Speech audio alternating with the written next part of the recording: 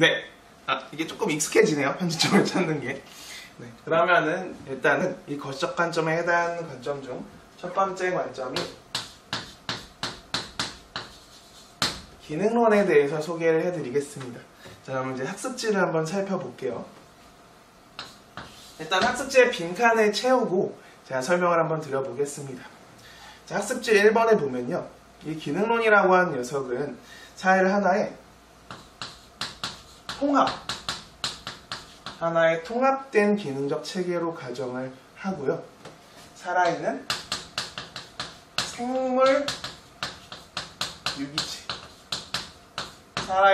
생물 유기체에 비유를 합니다. 하나의 통합된 기능적 체계로 가정하면서 살아있는 생물 유기체에 비유를 하고요. 그 다음에 두 번째, 이 사회를 이루는 구성 요소는 사회 전체의 존속과 통합에 필요한 각각의 고유한 기능을 수행한다고 봐요. 그리고 이 구성 요소들은 기능적으로 밀접하게 상호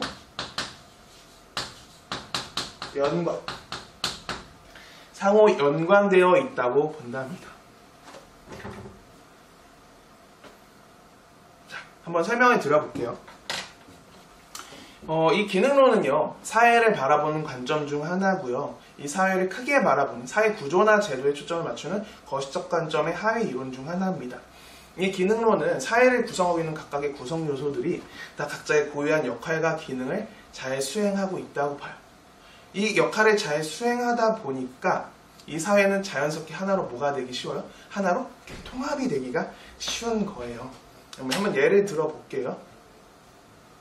지금 수업하는데 갑자기 홍승표 선생님이 들어오셨습니다. 이렇게 수업 난입하면 안 되는데 지금 갑자기 사진을 찍어. 이런 식으로 하면 안 되지 지금. 하지만 왠지 이게 나가면 여러분들 재밌을 것 같으니까 그냥 편집 안 하고 그냥 이어서 할게요.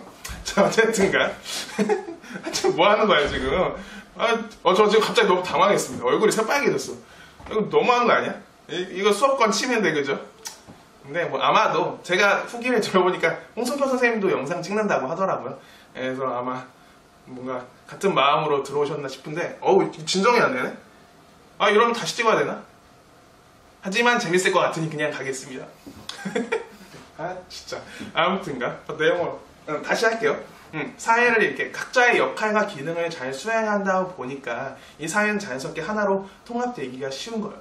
예를 들어서 이 사회를 구성하고 있는 대표 구성 요소는 이렇게 세 가지로 구분을 할 수 있는데, 일단 첫 번째, 이 나라의 전체적인 운영을 담당하는 정부가 있을 수 있고요. 그 다음에 여러분들이 사용하시는 다양한 물건들이 있죠. 뭐 스마트폰이든 공책이든 책이든 펜이든 다양한 것들을 이렇게 생산해내는 기업들이 있고요. 그 기업들이 생산한 물건들을 소비하는 가정이 있죠. 그래서 정부가 나라를 운영하고 기업이 생산을 담당하고 가게가 소비를 담당한다라고 표현을 합니다. 경제학의 표현을 빌린 건데, 이처럼 이들은 각자의 역할이 있어요. 그 역할과 기능을 잘 수행하니까 우리 이 대한민국이라는 나라가 어때요? 잘 이렇게 굴러가고 있는 거죠. 아무 문제가 없이 잘 굴러가면서 이 사회가 이렇게 하나로 통합될 수 있는 거예요. 이처럼 기능론은 사회를 구성하고 있는 다양한 구성 요소들이 있는데, 이 구성 요소들이 각자 자신의 고유한 역할과 기능을 잘 수행한다라고 얘기를 하게 됩니다. 그래서 이들은 서로 밀접하게 상호 연관이 되어 있다라고 얘기를 하게 되기도 하고요. 근데 이 기능론은요, 이렇게 사회를 이루고 있는 구성 요소들이 자신의 역할을 잘 수행하고 있다고 보니까 이 사회가 지금 가장 어떻다고 볼까요? 지금이 가장 안정적이고 조화롭고 균형을 이루고 있다고 봐요. 지금 상태가 가장 좋다라고 봅니다. 그래서 균형과 질서와 안정을 강조하는 게 또 기능론이라는 것도 기억을 해두시고요. 근데 이 기능론은 재밌게 우리가 살아가는 사회를 생물 유기체에 비유한다라고 표현을 해요. 살아있는 생물 유기체에 비유한다. 그러니까 쉽게 말하면 무슨 말이냐면요, 이게 우리가 살아가는 사회가 우리 사람들, 이 신체, 생물의 특성과 유사한 특성을 가지고 있다라고 얘기를 하는 거예요. 예를 들어서 저희가 몸이 아파요. 예를 들어 이제 머리가 아프다 한번 가정을 해볼게요. 자, 우리가 머리가 만약에 아프면은 머리만 아프던가요? 아닐걸요? 여러분들 아팠던 기억을 더듬어 보세요. 머리가 아프면은 막 두통이 막 시작되면서 막 이렇게 괴로워하다가 점점 그냥 머리가 막 아프니까 어지럽고 이러면서 막 속도 막 미식미식 거리는 것 같고 막 어지럽고 막 괴로우면서 몸 전체 힘이 쫙 빠지면서 몸이 전체가 다 아파지는 것 같은 느낌이 들죠. 지금 제가 연기를 했는데 죄송해요. 근데 이렇게 머리가 분명히 아팠는데 몸 전체가 아파지는 이유는 우리 몸이 어떻게 되어 있기 때문일까요? 맞아요. 서로 밀접하게 연결이 되어 있기 때문입니다. 그래서 머리가 아픈 게 몸의 다른 부분에 이렇게 영향을 주면서 몸 전체가 아파지는 거죠. 마치 우리의 몸이 이러듯이 사회도 같다는 거예요. 사회를 구성하고 있는 다양한 구성 요소들이 있는데 그 구성 요소 중 하나만 자신의 역할과 기능을 수행하지 못한다면 그 녀석만 망가지는 게 아니라 사회 전체가 망가진다는 거예요. 왜? 사회는 서로 어떻게 되어 있으니까? 밀접하게 상호 연관되어 있으니까. 예를 들어서 자, 우리나라를 대표하는 대표 기업이 있습니다. S전자가 있죠. 삼성전자가 있는데요. 자, 만약에 우리나라의 이 삼성전자가 한번 망했다고 가정을 해볼게요. 생각하기도 쉽네요. 완전 끔찍하죠. 자, 삼성이 망하면 삼성만 망할까요? 아닐걸요? 일단 삼성이 망하는 순간 그 삼성과 그 계열사에 근무하고 있는 수많은 부모님들이 일자리를 잃게 되겠죠. 실직을 하게 될 겁니다. 그러면은 많은 사람들이 돈을 못 벌게 되니까 우리나라의 경제가 침체될 거예요. 소비가 줄어드니까요. 근데 이 악순환이 점점 반복되면서 우리나라의 경제가 점점 안 좋아지면은 결국에 우리나라는 어떻게까지 되는 거예요? 우리나라는 망할 수도 있는 거예요. 그만큼 삼성이 우리나라에서 큰 영향력을 발휘하고 있죠. 근데 지금 시작점이 뭐였어요? 삼성이 망한 거였는데 가게도 마비되고 경제도 마비되고 결국에는 우리나라까지 망하는 결과로 이어지게 되는 거죠. 정말 좀 과장이 들어가 있는 것 같지만 정말 이게 과장이 아닐 수 있어요. 실제로 발생할 수 있는 일일 수 있겠죠. 근데 이렇게 나라 전체까지 망가지는 결론으로 이어지는 이유는 우리가 살아가는 사회가 서로 어떻게 되어 있기 때문이라고요. 서로 밀접하게 연결이 되어 있기 때문인 거죠. 이처럼 우리 몸이 한 부위가 아프면 영향을 주면서 몸 전체가 아파지듯이 사회도 어느 한 부위가 제 기능과 역할을 수행하지 못해서 망가지면 사회 전체가 망가진다고 봅니다. 그래서 우리가 살아가는 이 사회가 마치 우리의 신체 특성과 유사한 특성을 가지고 있다고 보기 때문에 생물 유기체에 비유한다라고 표현을 해요. 그래서 중요한 표현이니까 기억을 해두시면 좋겠고요. 자, 그럼 다시 학습지로 돌아와서 자, 3번을 볼게요. 빈칸은 뚫어놓지 않았지만 중요한 문장이니까 밑줄을 쳐보겠습니다. 이러한 기능론은 사회 질서와 통합이 이루어지는 현상을 이해하는데 매우 유용한 틀을 제공한대요. 그쵸? 사회를 이루고 있는 구성 요소들이 각자의 역할과 기능을 수행하니까 이 사회는 어때요? 질서와 안정을 유지할 수밖에 없다라고 제가 말씀을 드렸죠. 그래서 결론을 내리자면 이렇게 3번 같은 문장이 나올 수 있는 거예요. 기억을 해두시고요. 그 다음에 이 기능론은 아무래도 이론이고 좀 추상적인 내용이라 여러분들이 이해하시는데 조금 어려울 수 있다는 생각이 들었어요. 그래서 조금 더 제가 쉽게 설명을 하기 위해서 몇 가지 사례를 가져왔는데요. 이거는 흐릿해서 잘 안 보이겠지만 퍼즐입니다.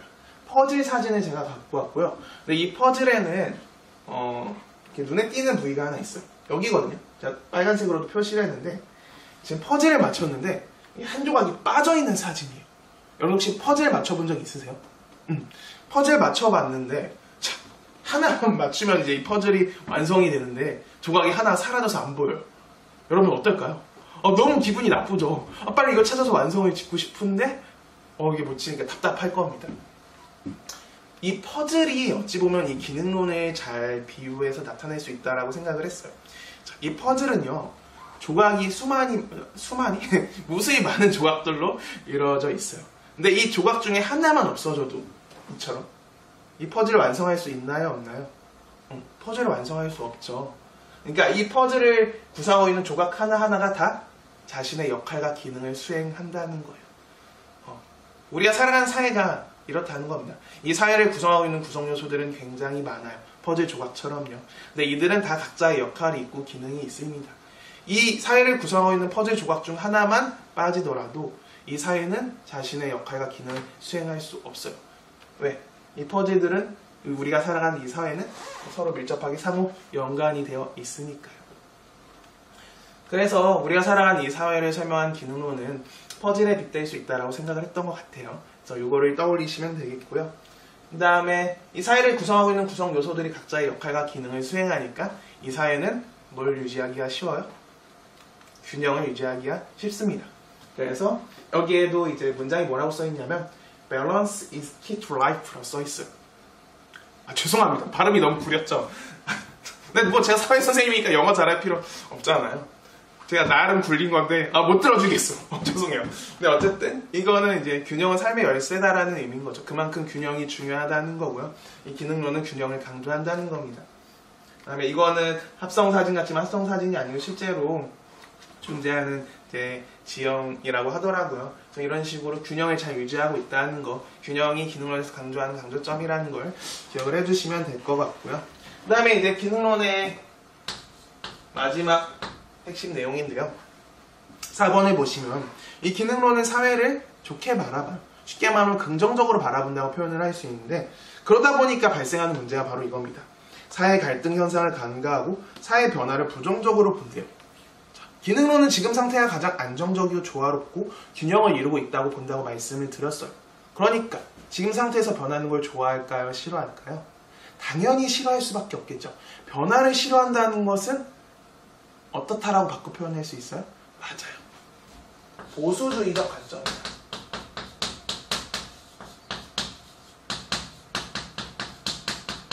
보수주의적 관점이다라고 비판을 받아요. 변화를 싫어하기 때문인 거죠. 그래서 기존의 기득권층들의 그 이익을 이렇게 대변하는 논리로 사용될 수 있다는 또 비판을 받기도 합니다. 어쨌든 기능론은 결론을 보자면은 이 사회를 굉장히 긍정적으로 바라보는 그런 관점이다 라고 여러분들이 좀 더 쉽게 받아들일 수 있을 것 같네요. 어때요? 이해가 되시나요? 자, 그러면은 또 영상을 여기서 끊고 갈등론을 이어서 설명을 해보겠습니다. 네, 갈등론에 또 이어서 설명을 드려볼게요. 이 갈등론은 이제 기능론과 대비가 되는 이론인 거고요. 갈등론에 일단 설명을 드리기에 앞서 일단은 학습지에 빈칸을 채우고 난 다음에 설명을 한번 드려보겠습니다. 자, 학습지를 볼게요. 이 갈등론은요, 사회적 관계들을 두 가지로 나누는데 바로 지배 집단과 피지배 집단으로 나누게 돼요. 그리고 이 사회에 존재하는 다양한 갈등에 주목을 합니다. 갈등의 주목. 그리고 사회운동. 이 사회운동을 사회 변동의 원동력이자 사회 발전의 계기로 간주를 한대요. 자, 기능론을 들었을 때도 느꼈고 갈등론을 지금 이제 설명을 하면서도 느끼셨을 텐데 기능이라는 단어와 갈등이라는 단어가 이렇게 키워드로 적혀 있죠. 어쩔 수 없습니다. 어떤 이론이든 마찬가지인데요. 그 이론 명칭에는 그 이론의 가장 중요한 개념, 가장 핵심 개념이 그 이론에 들어갈 수밖에 없어요. 이론 명칭으로 들어갈 수밖에 없거든요. 그래서 갈등에 주목하고 기능에 주목할 수밖에 없다는 이 사실을 기억을 하신다면 여러분들이 앞으로 어떤 이론을 배우든 그 이론의 핵심 요소를 바로 캐치할 수 있을 거라고 생각이 들어요. 이것도 하나의 팁이니까 기억을 해두시고요. 자, 그럼 이제 갈등론의 설명 드려볼게요. 이 갈등론은요, 이 세상을 바라보는 거시적 관점 중에 하나인데요. 이 세상에는 두 가지 집단이 있다 합니다. 바로 지배 집단과 피지배 집단이 있어요.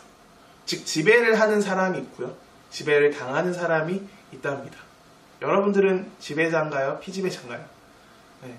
저는 피지배자예요. 항상 지배를 당하고 있습니다. 지배하는 쪽은 겪어본 적이 없어요. 그렇습니다. 근데 이렇게 지배와 피지배로 나뉜다는 거는 쉽게 말하면 이런 느낌으로 설명을 드릴 수 있을 것 같아요. 제가 사진을 하나 보여드리는데요. 경쟁을 하고 있는 현대의 사회를 그림으로 비유를 했어요. 네, 보시면은 이렇게 책가방을 메고 달려가는 친구가 있고요. 또 이렇게 자전거를 타고 열심히 이렇게 달려가는 친구가 있고요. 그 다음에 차를 타고 편하게 이렇게 공부를 조수석에서 하는 친구도 있네요. 자, 세상은 공평한가요? 불공평한가요? 이거 보면은 좀 어떤 단어 떠오르지 않아요? 맞아요. 금수저, 흑수저. 요즘은 이제 다이아몬드 수저라고도 하죠. 그러니까 애초에 출발점, 시작점이 다르다는 겁니다.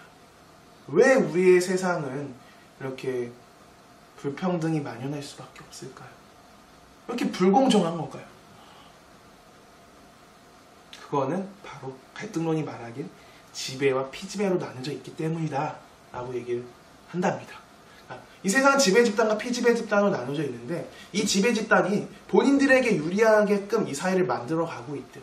그러면서 이 피지배 집단을 끊임없이 착취하고 억압하고 있는 거예요. 우리가 열심히 만든 이 결과물을 인정받지 못하고요. 우리가 만든 이 결과물을 다 지배 집단이 홀라당 다 뺏어가고 있다는 거죠. 그러다 보니까 우리가 태어났을 땐 이미 이 사회는 이렇게 출발점이 다른 사회로 만들어져 있다는 거죠. 지배 집단의 자녀들은 이렇게 빵빵한 뒷배경을 가지고 계속 편하게 가면서 또 높은 자리를 차지하게 되고요. 피지배 집단의 자녀들은 막 고생을 해도 이 애초에 처음에 태어났던 이 출발점의 간극을 좁히지 못하면서 결국엔 또 그렇지 못한 사회적 지위가 그렇게 좀 높지 못한 그런 것들을 갖게 된다라고 얘기를 하네요. 그래서 끊임없이 이 지배와 피지배 관계가 되풀이된다라고 얘기하는 게 바로 갈등론이에요. 그래서 그러한 사회의 부조리한 측면 단적으로 보여주는 사진이 바로 저건데요. 이 사진 보면 혹시 무슨 단어가 떠오르시나요? 이거 보면은 잘 안 보일 수 있는데 이쪽은 판자촌이고요. 바로 옆은 하나 벽을 둔 사이로 이렇게 층마다 수영장들이 이렇게 있는 테니스장도 있고 큰 풀장도 또 딸려 있고요. 엄청나게 큰 호화 아파트 단지예요. 이게 지금 한 장면에 담겨 있는 겁니다. 실제로 있는 지역이고요. 제가 이걸 필리핀에 있다고 들었거든요. 이거 보면 무슨 단어 떠올라요? 맞아요. 부익부 빈익빈, 빈부격차 이런 거 떠오르시죠? 이렇게 빈부격차가 발생한 이유는 지배와 피지배로 나뉘어져 있고 이 지배 집단이 피지배 집단을 끊임없이 착취하고 뺏어 먹고 있기 때문이다 라고 말을 하고 있는 거예요. 이게 이 갈등론이 이 세상을 바라보는 관점의 주요 내용이 되는 거고요. 이렇게 세상이 불평등하게 불공정하게 이렇게 만들어져 있잖아요. 지배 집단이 그렇게 만들어 놨단 말이에요. 그럼 우리는 이걸 그냥 냅둬야 할까요? 아니겠죠. 이 불평등하고 이 불공정한 세상을 어떻게 해야 되는 거예요? 바꿔야 하는 거예요. 무엇을 통해서? 사회운동을 통해서. 그래서 이건 이제 영화의 한 장면 중 하나인데 이분들 혹시 어떤 분들인지 아시겠나요?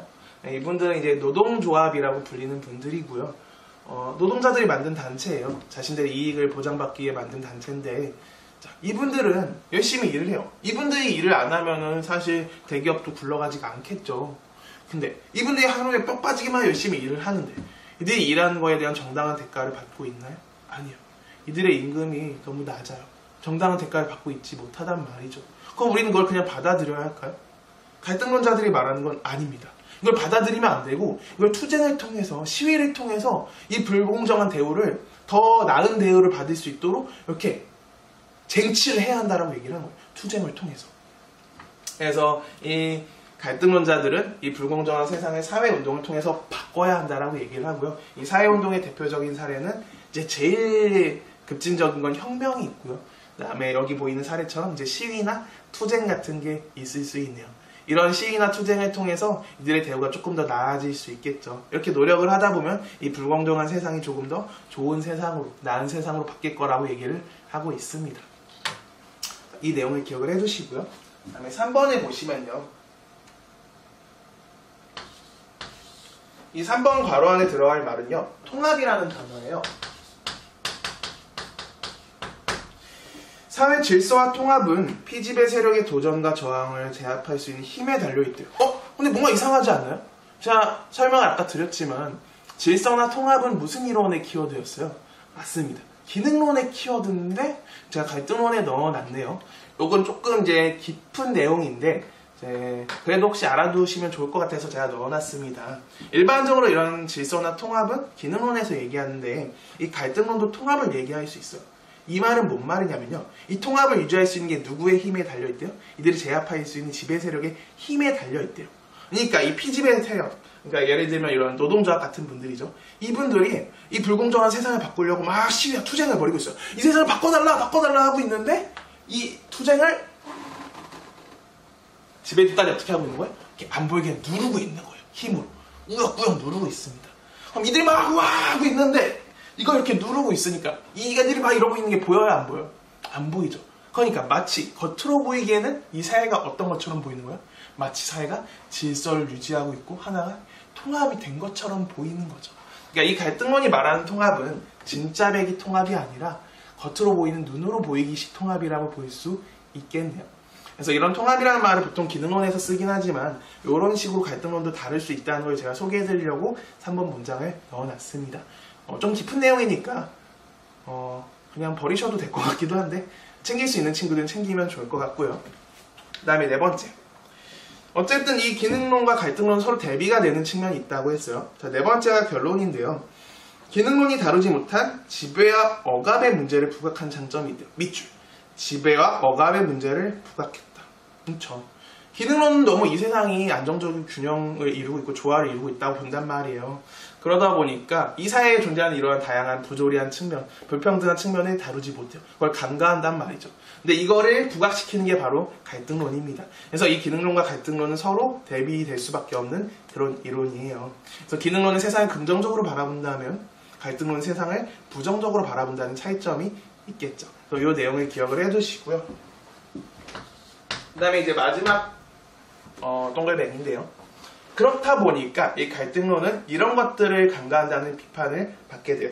자, 인간의 가치 추구행,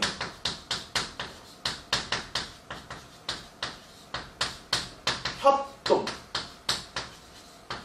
그리고 관용, 그리고 화합, 가치를 추구하고 사람들끼리 이렇게 협동을 하고 관용을 베풀고 이렇게 하나로 화합되는 거. 이거는 이 사회에 존재하는 어떻게 보면 긍정적인 측면의 모습들인 거죠. 이런 부분. 그러니까 이 갈등론은 너무 지나치게 갈등에만 주목을 하다 보니까 이 사회가 이렇게 불평등만 있는 게 아니란 말이에요. 분명히 긍정적인 좋은 측면이 이렇게 존재하는데 이런 것들은 또 경시한다는 비판을 받게 되는 거예요. 그러니까 하나하나가 기능론과 갈등론이 서로 이렇게 대립되는 측면, 대비되는 측면이 있죠. 그래서 이 둘을 비교해서 항상 수능 문제를 출제하게 되는 겁니다. 어때요? 이해되시나요? 좋습니다. 자, 그럼 다시 한번 학습 목표를 살펴볼게요. 사회문화 현상을 보는 다양한 관점들을 이해하고 활용할 수 있으셔야 합니다. 관점엔 두 가지가 있었어요. 뭐랑 뭐? 거시적 관점과 미시적 관점이 있었네요. 이 둘 기억을 해주시고요. 이 거시적 관점은 사회 구조나 제도에 초점을 맞추는 관점, 사회를 크게 보는 관점. 미시적 관점은 개인이나 행위나 상호작용에 초점을 맞춰서 사회를 작게 바라보는 관점이라고 했어요. 그 다음에 기능론과 갈등론의 특징을 비교하여 설명할 수 있다. 기능론과 갈등론 방금 제가 설명을 드렸죠. 이 두 개를 비교해서 꼭 이해를 하셔야겠습니다. 그러면은 자 여기서 잠깐 끊고 그냥 한번 가볼게요. 영상 시간이 될 것 같아. 자, 보통 이렇게 이론을 설명을 드리면은 키워드를 정리를 해드린다고 했죠. 자, 그러면은 이 기능론과 갈등론을 설명할 수 있는 키워드를 한번 제가 적어드려 볼게요. 먼저 기능론의 키워드부터 제가 적어드려 보겠습니다. 자, 이 기능론은요, 사회를 이루고 있는 각각의 구성 요소들이 자신의 뭘 수행한다고 했어요?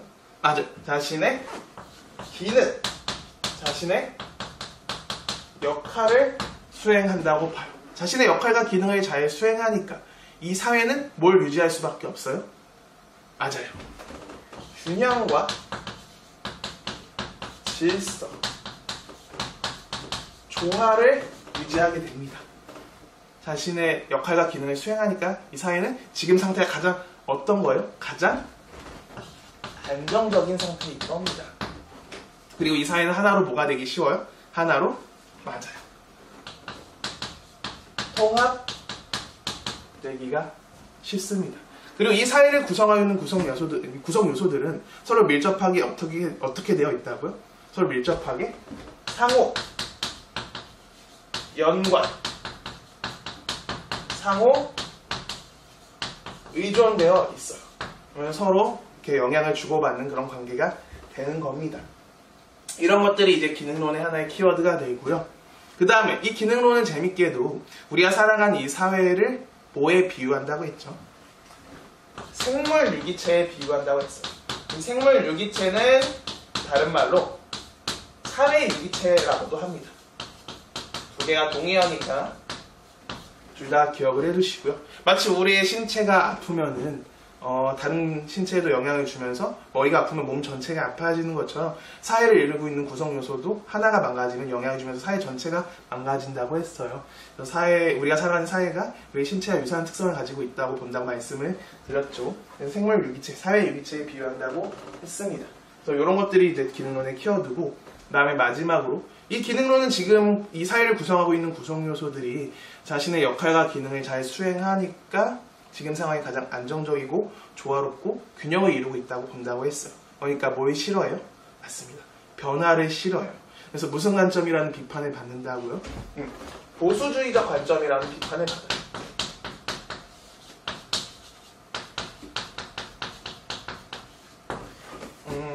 이런 비판을 받긴 하지만 어쨌든 이 기능론은 이 사회를 어때요? 이 사회를 어떻게 바라본다고 했죠? 되게 밝게 바라본다고 했잖아요. 좋은 측면에 초점을 맞추기 때문에 이 사회를 긍정적으로 바라본다 라고 결론을 내드릴 수 있을 것 같네요. 간단하죠? 자, 그 다음에 이제 이것과 대비되는 갈등론을 제가 설명을 드릴 건데 판서를 위해서 여기를 지울게요.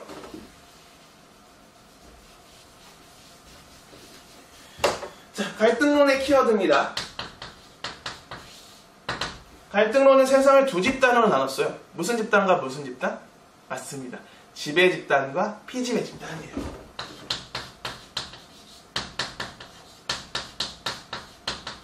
근데 이 지배 집단이 피지배 집단을 끊임없이 뭐하고 있어요? 막 억압하고 막 계속 뺏어먹죠. 계속 착취하고 있어요. 억압하고 착취하니까 이 사회는 뭐가 만연할 수밖에 없다고요? 갈등이 만연할 수밖에 없습니다. 즉, 이 사회는 평등해요? 불평등해요? 이 사회는 불평등하다는 겁니다. 근데 이 불평등한 세상이 끊임없이 어떻게 되고 있다고요? 안타깝게도 계속 되풀이 되고 있어요. 재생산되고 있는 거죠. 왜? 지배 집단이 자신들에게 유리하게끔 이 사회를 만들어 버렸으니까. 그럼 이런 불평등한 세상 그냥 냅둘까요? 어떻게 해야 돼요? 바꿔야죠. 무엇을 통해서? 사회 운동을 통해서, 혁명, 시위, 투쟁 등을 통해서 이 불평등한 세상을 어떻게든 바꿔야 한다라고 얘기하는 게 바로 갈등론자들입니다. 이렇게 변화를 추구하니까 보수주의적 관점이 아니라, 그렇죠, 진보주의적 관점이 되는 겁니다.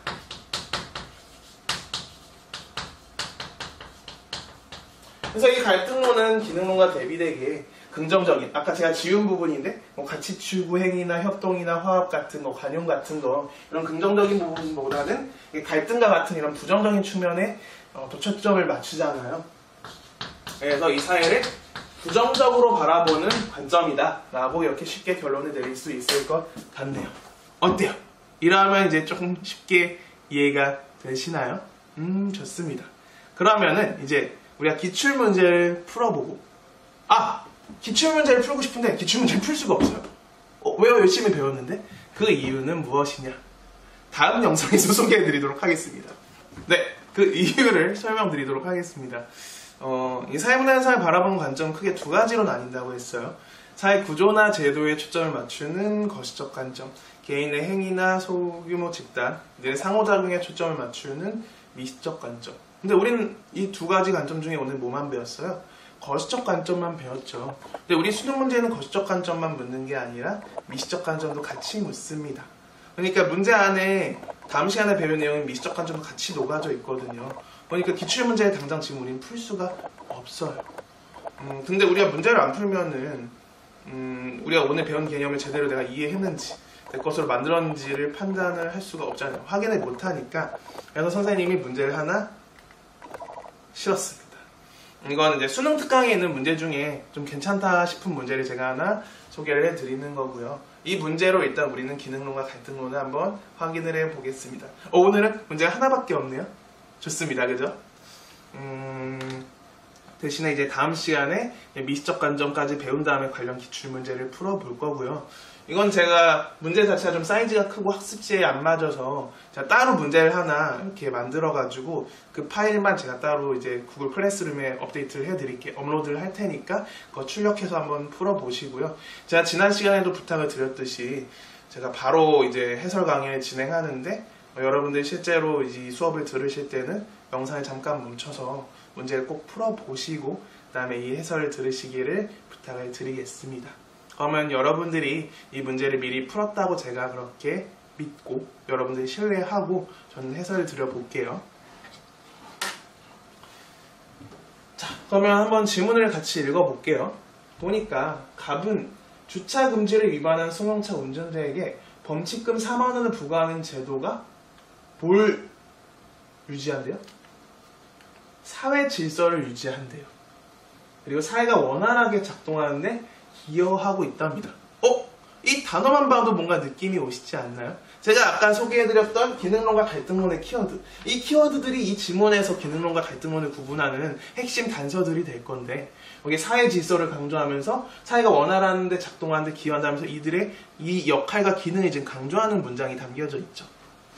왠지 기능론의 스멜이 강하게 나네요. 그러면서 사는데 아무 곳에나 함부로 주차하면 사회 구성원 모두가 업무를 제대로 수행할 수 없고 사회는 혼란에 빠진답니다. 자신의 역할을 수행하지 못하면 당연히 이렇게 사회가 혼란에 빠질 수밖에 없겠죠. 그래서 이러한 제도는 또 부유층이라고 해서 예외는 아니기 때문에 또 심지어 공정하답니다. 이 사회를 굉장히 긍정적으로 바라보고 있네요. 그러니 이거는 누구나 의심할 여지 없이 당연하게 기능론이 되는 겁니다. 어때요? 이 키워드들을 적용해 보니까 쉽게 기능론인 걸 찾을 수 있죠. 좋습니다. 그럼 이제 을 지문을 한번 볼게요. 을은 글쎄 그 제도는 결코 공정하지 않답니다. 불공정을 벌써 첫 문장부터 말하고 있어요. 그러면서 부유한 사람과 가난한 사람이 같은 범칙금을 내게 하면 가난한 사람에게 더 큰 부담이 발생한답니다. 그러니까 쉽게 말하면 피지배 집단에게 더 불리한 제도라는 거죠. 지배 집단이 이런 제도를 정해놨다는 걸 꼬집고 있는 거예요. 그러면서 또한 부유층은 거주지 넓은 주차장이 있거나 주차장이 넉넉한 곳에 거주하는 반면 빈곤층은 그렇지 못하기 때문에 주차 금지를 위반할 가능성이 높답니다. 그렇죠? 결국 이러한 제도는 부유층이 국가를 이용해 가난한 사람들을 통제하기에 만든 거예요. 이들을 착취하기 위해 만든 제도라는 거죠. 어때요? 갈등론의 키워드들이 이렇게 많이 녹아져 있죠. 그래서 요거는 이제 갈등론이라는 것을 쉽게 찾을 수 있겠습니다. 어때요? 여러분 문제 푸신 친구들 딱 이 키워드를 통해서 지문을 접근하니까 이 지문이 구분이 되시나요? 어렵지 않죠. 그래서 이 파트는 어렵지 않습니다. 여러분들 제가 짚어드린 개념들만 명확하게 이해하고 계신다면 충분히 풀 수 있는 파트니까 잘 해내시길 응원하겠습니다. 자, 그럼 문제를 볼게요. 다음 대화에서 가불의 사유나 현상을 이해하는 관점에 대한 설명으로 옳은 걸 고르면 되겠네요. 자, 1번. 기능론의 관점은 사회 변동 가능성을 부정한대요. 어때요? 1번이 정답인가요? 왠지 1번을 고른 친구들도 좀 있을 것 같아요. 근데 아쉽게도 1번 정답이 아닙니다. 선생님 변화 싫어한다면서요? 맞아요. 변화 싫어요. 근데 변하지 않는 건 아니잖아요. 변동을 싫어할 뿐이지, 변화를 싫어할 뿐이지 우리가 살아가는 사회는 변화를 할 수밖에 없겠죠. 그러니까 변동 가능성을 부정하는 건 아닙니다. 변동 가능성을 부정하는 것과 변화를 싫어하는 건 엄연히 다른 말이에요. 꼭 구분해서 알아두시고요. 두 번째, 기능론의 관점은 사회 구조에 대한 개인의 자율성을 강조한대요. 자, 여러분들이 앞으로 이 수능 문제를 푸실 때 지문에 사회 구조라는 단어가 나와요. 그럼 여러분들은 무조건 뭘 떠올려야 하냐? 사회 구조나 제도에 초점을 맞춰서 이 사회를 바라보는 거시적 관점을 떠올리셔야 되고요. 자연스럽게 기능론과 갈등론도 따라오셔야 합니다. 하지만 보기에 지문에 개인의 자율성이라는 단어가 나온다. 그러면 개인의 행위나 상호작용, 소규모 집단에 초점을 맞춰서 이 사회를 바라보는 미시적 관점을 꼭 떠올리셔야 돼요. 사회 구조는 거시적 관점, 개인의 행위, 개인의 자율성은 미시적 관점. 미시적 관점에 해당하는 이론은 제가 다음 시간에 소개를 해드릴 겁니다. 어쨌든 그래서 이 지문에서 무조건 이 단어를 동의어로 보시고 접근을 하시면 되는데, 자, 오늘 배운 이론은 미시적 관점이에요, 거시적 관점이에요? 거시적 관점이잖아요. 기능론 갈등론. 그러니까 개인의 자율성을 강조하는 게 아니라 사회 구조를 강조하겠죠. 그렇기 때문에 그러니까 이 문장을 바꿔 표현하면은, 맞는 표현을 바꾸면은 개인에 대한 사회 구조의 영향력을 강조한다. 뭐 이런 표현을 바꾸면 맞는 표현이 되는 거예요. 그래서 2번 보기에는 틀린 보기가 되는 거고요. 이거는 갑이 아니라 을로 바뀌어 있어도 마찬가지로 틀리는 겁니다. 그 다음에 3번. 갈등론의 관점은 사회가 본질적으로 균형을 지향하는 존재라고 본대요. 자, 사회가 균형을 지향하는 존재라고 보는 거. 기능론이에요? 갈등론이에요? 맞습니다. 기능론이었죠. 그래서 3번은 을을 갑으로 바꿔줘야 맞는 보기가 되는 거였고요. 자, 4번. 갈등론의 관점은 사회 제도가 비정상적으로 작동할 때 사회 문제가 발생한다고 본대요. 이것도 조금 어렵네요. 맞아요? 틀려요? 틀린 보기입니다. 자, 보세요. 사회 제도가 비정상적으로 작동한다는 것은 사회를 이루고 있는 구성 요소들이 자신의 뭘 제대로 수행하지 못한 거예요? 맞습니다. 자신의 역할과 기능을 제대로 수행하지 못한 겁니다. 그러니까 이건 기능에 초점을 맞춰서 사회 문제를 바라봤기 때문에 이건 갈등론이 아니라 기능론이고요. 갈등론에 따르면 이런 거와 상관없이 사회에는 뭐가 만연하다고요? 갈등과 문제가 만연하다고 보는 거예요. 그래서 이거는 을을 갑으로 바꿔줘야 맞는 보기가 되는 겁니다. 그럼 정답은 자연스럽게 몇 번이에요? 맞습니다. 5번이에요. 5번. 갈등론과 달리 기능론의 관점은 사회 집단 간의 관계를 상호 의존 관계로 이해한답니다. 그렇죠? 사회를 이루고 있는 구성 요소들이 밀접하게 상호 연관이 되어 있다고 했어요. 상호 의존 관계라고 했죠. 서로 영향을 주고받는 관계라고 말씀을 드렸습니다. 정답은 5번이 되는 쉬운 문제였어요. 근데 처음 여러분들이 이 문제를 푸셨다면 헷갈릴 만한 보기들이 몇 개 있긴 했네요. 1번도 좀 헷갈렸을 거고 4번도 좀 헷갈렸을 거고 2번, 3번은 쉽게 판단하셨을 것 같습니다. 어쨌든 내 정답은 5번인 문제였으니까요. 틀려도 괜찮아요. 제가 지난 시간에 말씀드렸지만 여러분들이 개념을 배우자마자 바로 문제 푸는 건 사실 굉장히 어려운 일입니다. 쉬운 일이 아니에요. 근데 그걸 맞추면 좋지만 맞히는 것보다 더 중요한 건 여러분들이 이 틀린 보기들이 왜 틀렸는지를 여러분들 걸 만드는 게 더 중요하다고 했어요. 그리고 만약 문제를 틀렸다 하더라도 제 해설을 듣고 이 내용들이 이런 부분이 이래서 틀렸구나라고 여러분들이 이해를 하셨고 내 것으로 만들어졌다면 그걸로 충분합니다. 왜? 우린 이제 처음 배운 거니까요. 그래서 거기까지가 제 목표니까 포기하지 마시고 잘 따라오시고요. 또 이제 온라인 수업의 장점은 영상 이렇게 돌려가지고 이해 안 되면 다시 또 보고 그럴 수 있잖아요. 제가 할지 안 할지 모르겠는데 만약 이 온라인 수업이 계속 이어지게 되고 계약이 계속 늦춰지면은 제가 이 영상을 유튜브로도 이렇게 공유를 할까 싶어요. 왜냐하면 지금 고2 친구들도 듣긴 하지만 작년에 제 수업을 들었던 친구들 중에 뒤늦게 이제 사회문화를 들으려는 친구들이 좀 있더라고요. 그 친구들에게는 이 유튜브 영상이 좀 도움이 될 것 같아서 고3 친구들을 위한 걸로 올릴까도 고민 중입니다. 뭐 그거는 이제 나중에 상황 보고 결정을 할 거고요. 사실 어디 올리고 싶진 않아서 되게 민망하거든요. 어쨌든간 뭐 사설이었고요. 이렇게까지 하면 여러분들이 이 내용을 여러분 것으로 소화했다고 저는 판단을 하겠습니다. 어때요? 사회문화 현상을 보는 관점 첫 번째 파트 거시적 관점 이해되셨나요? 이해 안 됐다면 돌려서 안 된 부분을 다시 봐주세요.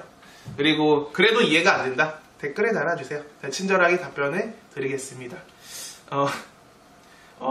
수업을 끝내야 되는데 과제를 또 하나 부여해야겠네요. 오늘의 과제입니다. 저는 앞으로 이제 사회문화 과제는 통일을 시킬 것 같아요. 오늘 푼 이 문제 있죠? 이 문제의 정답과 이 문제의 해설을 달아주세요. 왜 오답인 보기가 오답이고 이 오답인 보기를 어떻게 바꾸면 정답이 될 수 있는지 제가 수업 때 이미 다 설명을 드렸거든요. 그거를 여러분들 걸로 만드는 과정이라고 생각하시면서 이 과제를 수행해 주시면 될 것 같습니다. 네, 길고 재미없는 수업 들으시느라 수고 많으셨습니다. 우리 다음 시간에 만나요. 안녕.